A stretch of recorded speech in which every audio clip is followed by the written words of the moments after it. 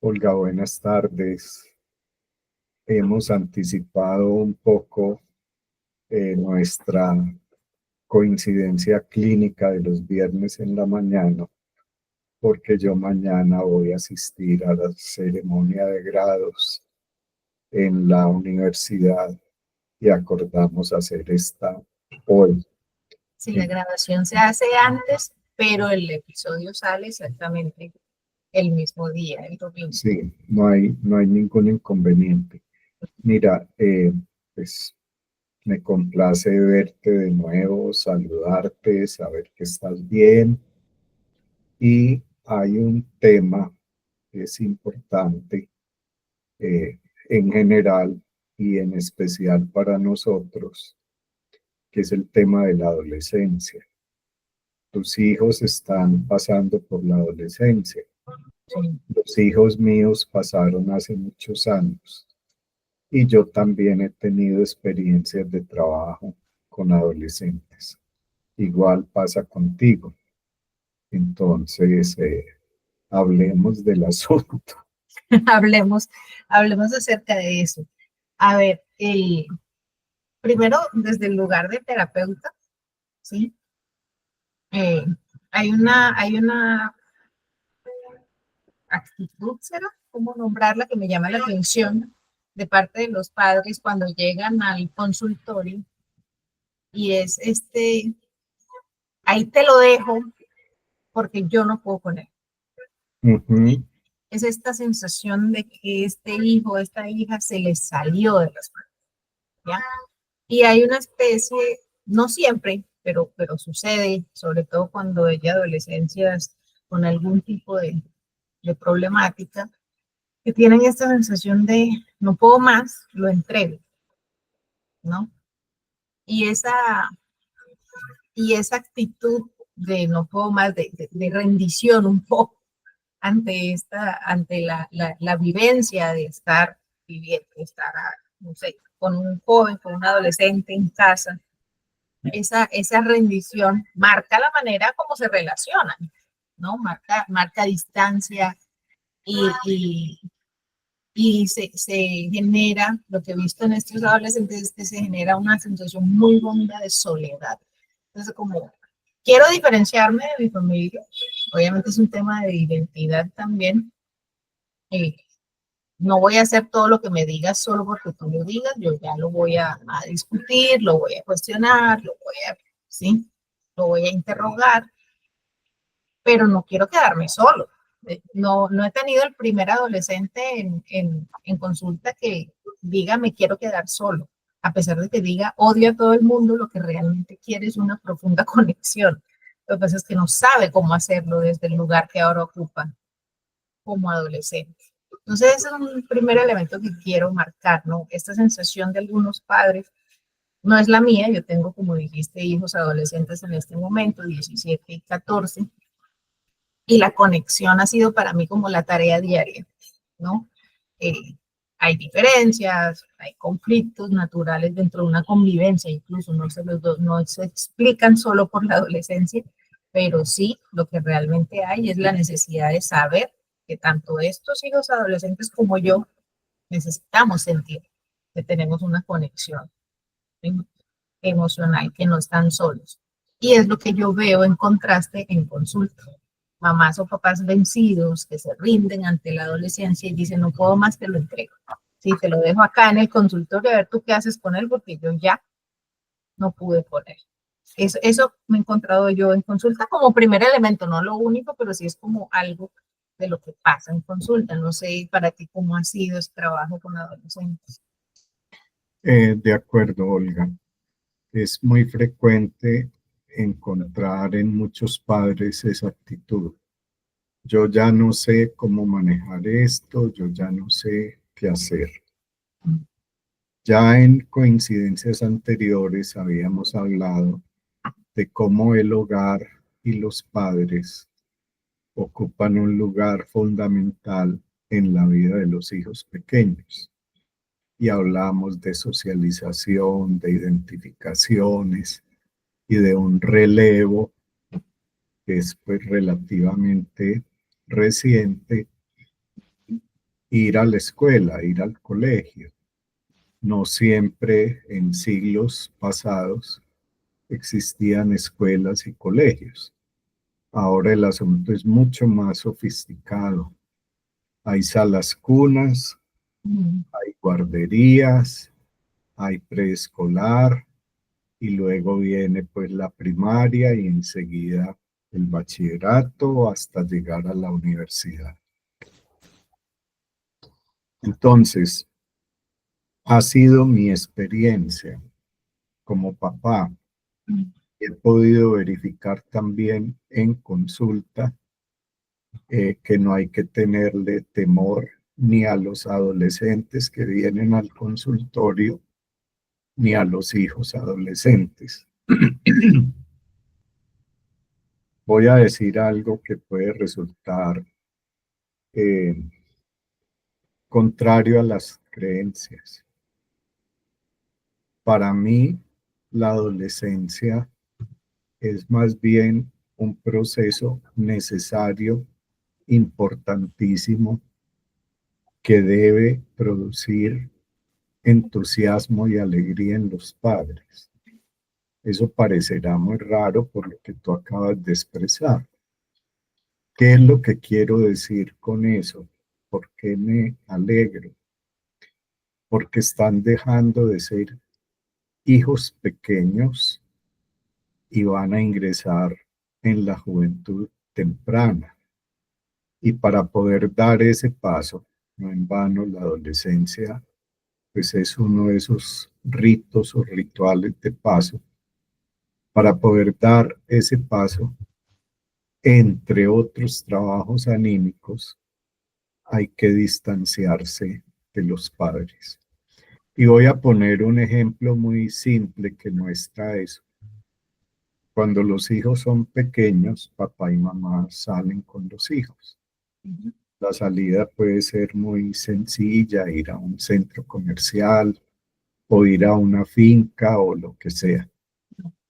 Y los muchachitos y muchachitas obedecen y salen con el papá y la mamá. Además, porque no tienen de otra. Así es. Tienen que obedecer. Exactamente. El adulto decide por mí. Exactamente. Yo no soy autónomo, yo soy heterónomo. Exacto. Dependo pues de papá y mamá.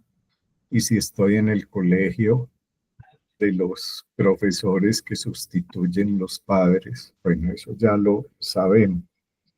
Entonces, cuando estos muchachitos están comenzando su pubertad e ingresando a la adolescencia, sienten vergüenza de salir con papá y mamá al centro comercial. Ya no quieren que los amiguitos, los compañeritos, los vean con papá y mamá. Es decir, yo ya no soy el niño pequeño de años atrás. Yo ya soy una persona que está cambiando y la tal rebeldía, así se la llama, es la expresión de ese paso adelante para poder, años después, vivir mi vida a mi manera, hacerme cargo de mi propia vida.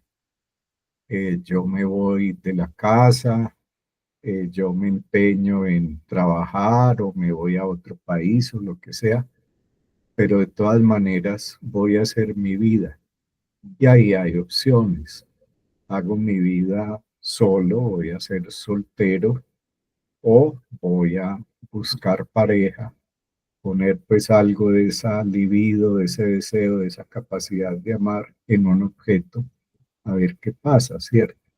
Entonces, Julián, desde ahí, y perdón la interrupción, sería uno, en esto que nombras se me viene la imagen de un llavero, ¿no?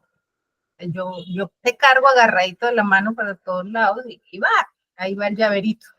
Y obvio, o sea, no quiero ofender ni quiero ser, pero es un llaverito, ¿no? Yo lo llevo arriba, abajo, subo y ahí está. Y ese hijo, esa hija que todavía no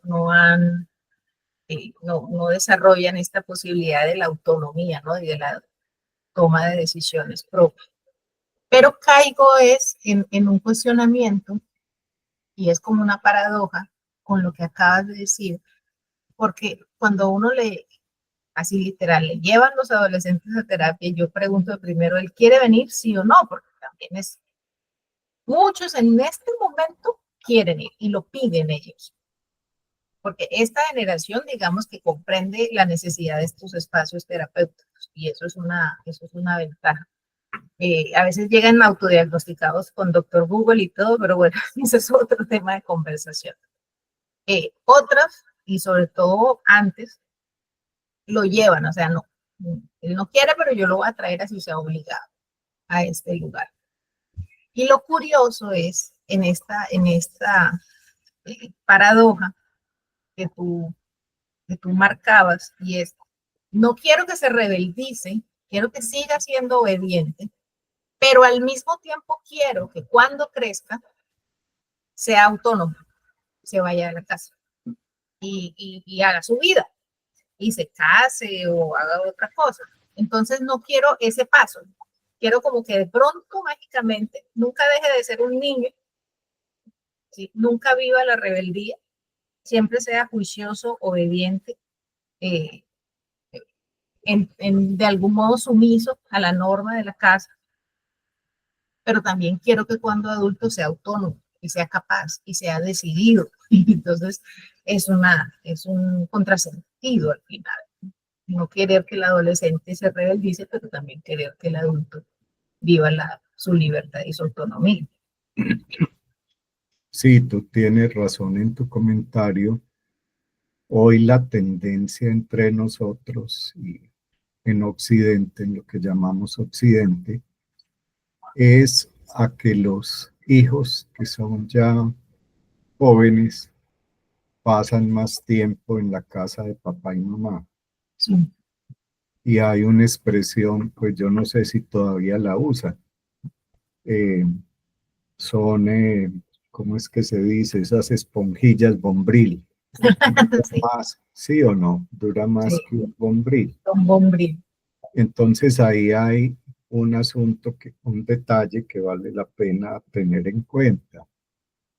Es que el adolescente, muchacho, muchacha, tiene un talón de Aquiles y es la dependencia económica de los padres. Yo soy adolescente, a veces quisiera largarme de la casa porque no me aguanto ni a mi papá y mi mamá, pero no puedo hacerlo porque no tengo recursos económicos. En el caso, pues, de Mi los... rebeldía se choca contra esa condición. Sí, y en la consulta también, es que en la consulta el muchacho o la muchacha dependen de la voluntad del papá o la mamá que pagan la consulta. Sí. Entonces, hay un punto, pues, débil para uno, para mí por lo menos ha sido así. Se está haciendo un trabajo y por lo que van contando, pues ese trabajo va produciendo resultados. Y de pronto papá o mamá dicen, no, ya no más, yo ya no puedo pagar más, lo que sea, porque hay esa dependencia económica, ¿cierto? Y uno no puede, pues, pedirle a un adolescente que se gane la vida y venga, pues, a pagar la consulta. Y también, y también ahora que dices eso, esta expectativa de si va a consulta, se me va a volver más fácil, comillas, más fácil, mi maternidad o mi paternidad, ¿no? Y cuando realmente empieza ese proceso y existe el llamado a los padres, no, pero es que usted también tiene que hacer ajustes porque estamos pasando por esta etapa. ¿Cómo así? Yo estoy pagando, o sea, yo estoy pagando para que eso no suceda y para que sea más fácil que yo siga igual, siga haciendo las cosas como las he hecho toda la vida y que el adolescente sea el que cambie porque va a terapia y que ya no tengamos conflictos, pero el adolescente es el que tiene que cambiar. Y en la terapia con adolescentes, dependiendo del motivo de consulta, obviamente, porque hay unos que son muy, muy de ellos. pero en la gran mayoría de ocasiones existe también la tarea para los padres de hacer ajustes en la forma en que consideran y construyen la convivencia en la casa. Olga, es que tú lo has dicho y has reiterado ese comentario. Aquí se los dejo, no puedo más con ellos. Sí. Y fíjate, uno puede pensar, suponer que a veces los que llegan, estos muchachos y muchachas, adolescentes que llegan, y lo primero que hacemos es hablar con ellos. Después hablaremos con el papá, la mamá, lo que sea. Tienen otro talón de Aquiles, además de la dependencia económica. Y es que muchas veces un hijo o una hija muestra que hay un conflicto entre papá y mamá. Y el muchacho o la muchacha, por alguna razón que habrá que explorar, lleva a las espaldas ese conflicto. De una manera más técnica se dice, el muchacho o la muchacha es el síntoma de las dificultades entre papá y mamá. Y hay otro punto que es también muy importante, y es el temor de los padres hacia la vida sexual de los hijos. Sí. Para decirlo, pues apenas un ejemplo, los embarazos no deseados. Ahora, añadamos las enfermedades de transmisión sexual y añadamos otro peligro que desgraciadamente es real entre nosotros, que no se puede negar, el consumo de drogas, ¿sí? Entonces hay talones de Aquiles y en algo tienen razón los temores de papá y mamá, yo no puedo decir que no.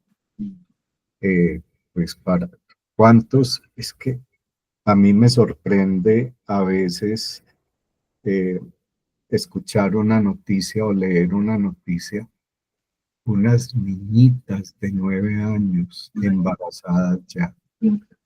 No, por favor, que eso haya pasado Pero en la... ahí se choca con la realidad de la violencia sexual también. Sí, Porque el hecho de tener relaciones sexuales con una menor de 14 años ya es, además es delito, ¿sí? de acuerdo, Eso no pero sucede entre pares. Un embarazo a los 9 años no es entre pares, niños por de esa edad. supuesto, pero permíteme una especulación. Para el hombre de la prehistoria, no del neolítico, sino de la prehistoria más arcaica, pues las expectativas de vida eran 30 años. Eh, no sé, pues si las muchachitas quedaban embarazadas a los 10 añitos, teniendo en cuenta que la vida era muy corta, que había demasiados peligros. Esto no es más que una especulación mía, pero que hoy pase esto me parece a mí pues absolutamente escandaloso, ¿cierto? Eh, claro, hoy hay recursos para proteger muchachos y muchachas. Las vacunas que se aplican a las niñas para prevenir el papiloma, que no se vea afectado el útero, etcétera. Bueno, entonces, así como hay cosas muy valiosas, hay talones de Aquiles, y el otro talón de Aquiles tú lo apuntabas al principio, ¿cierto? Quiero ser libre, pero me siento muy solo y no sé cómo recorrer este camino. Entonces a uno pues le corresponde acompañar muchachos y muchachas un rato hasta cuando los papás toman la decisión de decir, no, ahora no es el muchacho o la muchacha la que se me está saliendo de las manos. Es que hay un desorden al interior de la familia. Es decir, el tratamiento que va produciendo efectos implica una recomposición o una reorganización de la vida familiar, ¿cierto? Mira, te cuento anécdotas.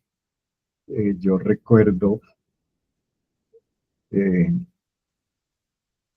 hay una que me gusta mucho evocar, porque pasó lo siguiente. Era un niño, yo lo recibí siendo niño, eh, hijo de padres separados. Le había ocurrido un accidente, tenía una herida en la rodilla que estaba cicatrizando y bueno, empezamos el tratamiento. Por un tiempo atendí la mamá y atendí el niño. A veces me gusta trabajar así. A veces trabajo solo con el niño, la niña y otras veces pues con alguno de los padres que esté dispuesto. Esta señora era la que llevaba las riendas a nivel económico y ella tomó la decisión, pasado pues un tiempo, de interrumpir el tratamiento. Ya había crecido pues un poco, ya no era tan niño. ¿Y cómo te parece que años después, cuando este muchacho pues ya era un joven con cerca de 19 años, yo sentí que tocaban la puerta del consultorio? En esa época el consultorio no era aquí en mi casa.